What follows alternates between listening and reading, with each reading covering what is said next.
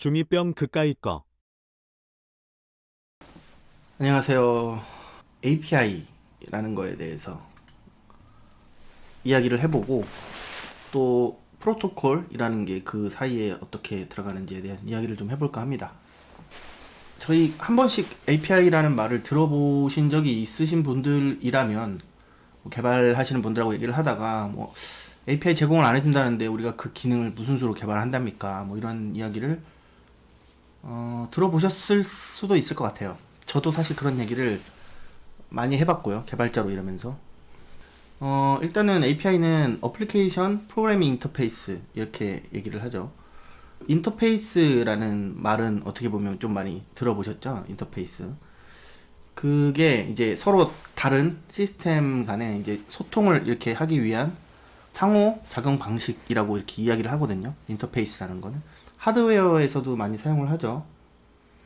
예를 들면 자, 요런 USB가 있죠. 사실 USB는 뭐 다들 모르시는 분이 없을 거니까. 그리고 저희가 휴대폰 같은 걸 쓰다 보면은 이렇게 C 타입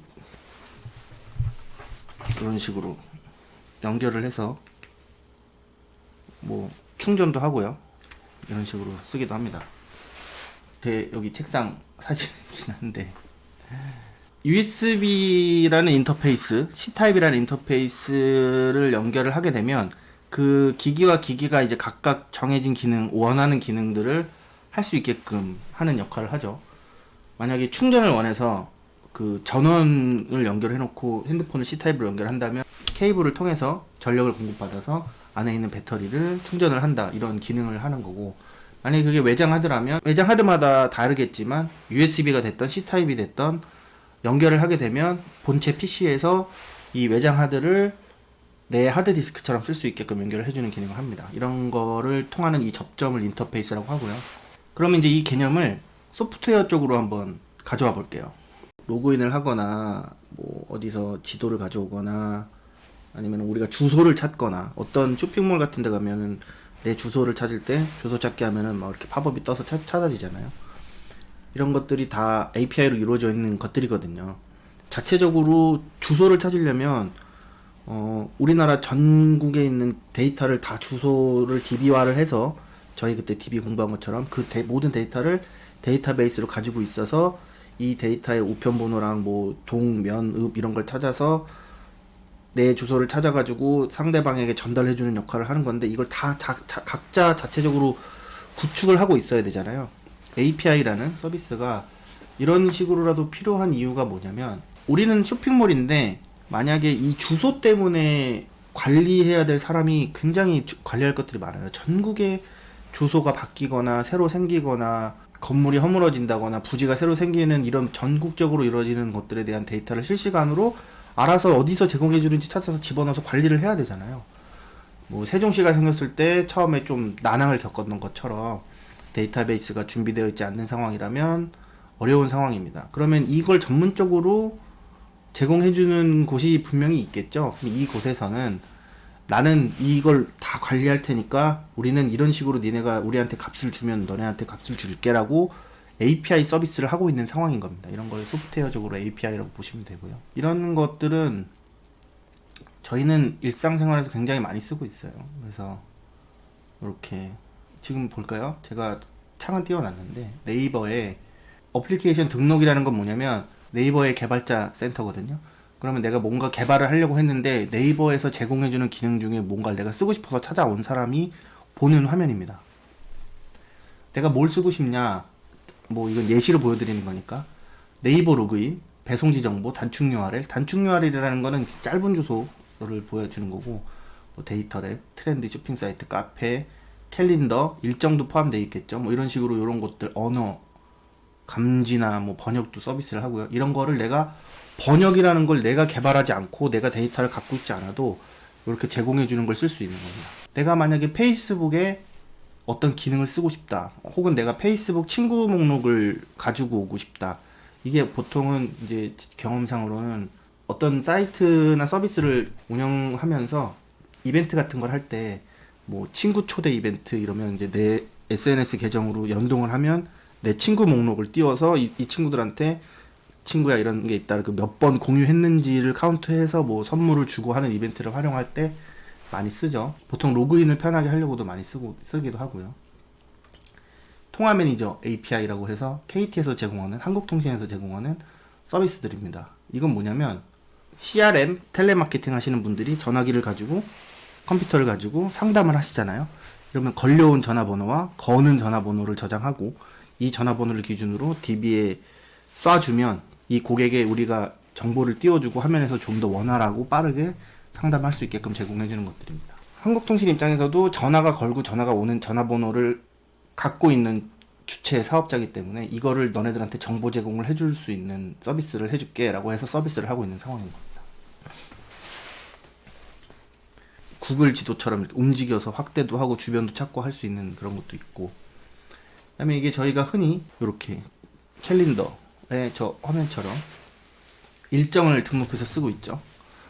그러면 이 삼성이라는 회사에서 만든 휴대폰이 자체적으로 저장하는 캘린더 기능도 연결할 수 있지만 구글이라는 서비스에서 내가 이미 뭐 친구들 연락처도 갖고 있고 내 일정도 관리하고 있다면 그 일정을 같이 보여줄 수 있게끔 해주는 기능입니다. 저희는 너무 공기처럼 자연스럽게 쓰고 있기 때문에 이게 API다라고 생각하고 본 적은 없을 수도 있습니다. 뭐 이 업에 관련이 없으신 분들은 이런 것들이 전부 다 API라는 걸 통해서 서비스 되고 내 서비스와 다음의 서비스의 기능을 합쳐서 쓰고 있는 거다 라고 보시면 됩니다. API가 뭔지는 그리 어렵지 않죠. 근데 그러면 하나 예를 들어 볼게요. 환경기획에서 일정 관리 프로그램을 만듭니다. 구글 캘린더 서비스를 이용해서 만들려고 해요. 그럼 우리가 뭘 써야 된다? API를 쓰면 됩니다. 예.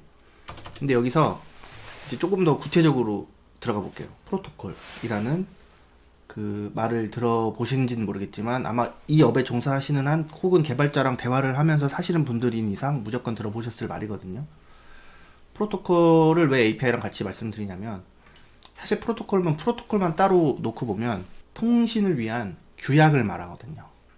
전송되는 데이터의 항목과 순서와 표현법들을 정의해 놓은 것들이에요. 국제적인 표준이라던가 이런 것들이라기보다는 이 서비스에서 제공하는 그 값들을 각각 정의해 놓고 이걸 갖고 갖다 쓰는 거죠. 흥민이 형이 이렇게 손을 흔들죠. 이거는 굳이 한국말로 하지 않더라도 인사를 하는 겁니다. 이 인사가 다른 사람들이 얘가 나한테 인사를 하는구나라는 손짓을 하는 거죠. 이 손짓을 프로토콜이라고 생각해 주시면 돼요. 여기서 주먹을 쥔다거나 손가락을 잘못 피면 큰일 나겠죠. 이렇게 API는 약속된 프로토콜 규약들이 존재를 해요. 왜냐하면 API를 사용한다고는 했지만 손을 흔드는 행위 자체가 정의가 되어 있죠. 이렇게 웃으면서 반갑게 손을 흔든다라고 가정을 하면 인사를 한다라고 알아듣게끔 하는 것들을 프로토콜이라고 합니다. 그러니까 이 규약이 버전이 2.0이다. 네. 뭐 레퍼런스나 공통 요소나 이런 것들이 여기 포함되어 있다는 문서들을 보여주는 사이트거든요. 여기 보면은 요걸 XML이라고 하는데 이런 것들의 값을 집어넣어서 키를 집어넣어서 어떤 정보를 구글한테 던지면 얘네가 우리한테 어떤 정보를 주는 방향으로 되어 있습니다. 기본적으로 이걸 프로토콜이라는 걸로 규약하고 사용하고 있습니다. 만약에 내가 주소나 뭐 이런 일정이나 이런 걸 하려면 기본적으로 계정 연동이 돼야겠죠. 일단 계정. 왜냐면 구글 계정이 있어야지 구글이 서비스하는 컨텐츠 프로바이더이기 때문에 내 구글에서 주는 서비스를 이용하려면 구글 API를 사용할 수 있도록 키를 발급받는 절차들이 보통 다 있거든요.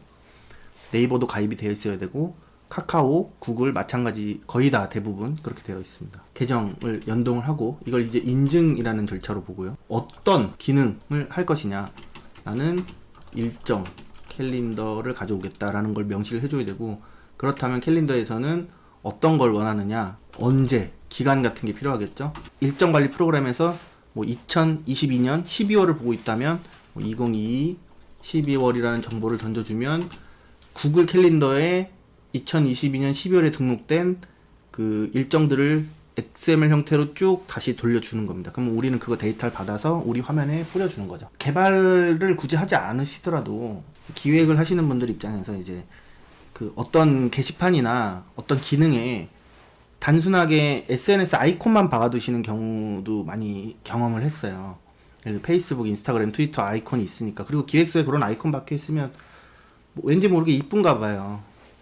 근데 이 기능이 뭘 하는 건지에 대한 명시가 없는 경우가 상당히 많았어요. 저는 좀 오래전에 얘기를 하는 거기 때문에 요즘은 다들 알고 계시니까 상관이 없는데 예전에는 아이콘만 박아놓고 그럼 이 글을 퍼가겠다는 거냐, 이 글을 친구한테 전달하겠다는 거냐, 뭐 이런 명확한 명시가 없었거든요. 그래서 이런 API나 프로토콜이 무엇인지, 그리고 이런 SNS나 혹은 어떤 특별한 기능을 하고 있는 이런 통화 매니저, 만약에 내가 이런 CRM 프로젝트의 개발이 아닌 기획자로 일하고 있다면 이쪽에서 주는 API가 제공하는 기능들이 무엇인지 파악을 하고 우리가 서비스하고자 하는 방향과 맞는 게 있는 건지 먼저 확인을 한 다음에 기획서에 녹이면 조금 더 양질의 기획 문서가 나오겠죠. API랑 프로토콜에 대해서는 이 정도 말씀드리면 될 것 같습니다. 제가 굉장히 가볍게 가고 있거든요. 어쨌든 저희는 이거를 모아서 나중에 좀 더 심화 버전의, 예를 들면 데이터베이스, 지금 제가 한 편 찍고 있는 조각상식들도 깊게 들어가면 진짜 여러 편이 나올 수 있거든요. 이런 것들이 있다라는 걸 대충 알고 넘어가자라고 하는 의미이기 때문에 이 정도로 생각을 해봐 주시면 될 것 같습니다. 다시 정리하면 API라는 건 기능을 갖고 있는 주체가 다른 쪽 서비스에 나의 기능을 사용할 수 있게끔 제공을 해주는 서비스이다. 뭐 이런 식으로 생각을 해주시면 될 것 같습니다. 사용하기 위해서는 프로토콜에 맞는 그 양식들을 채워서 값을 주고 받고 해야 된다 라는 것들을 생각해 주시면 될 것 같습니다. 감사합니다.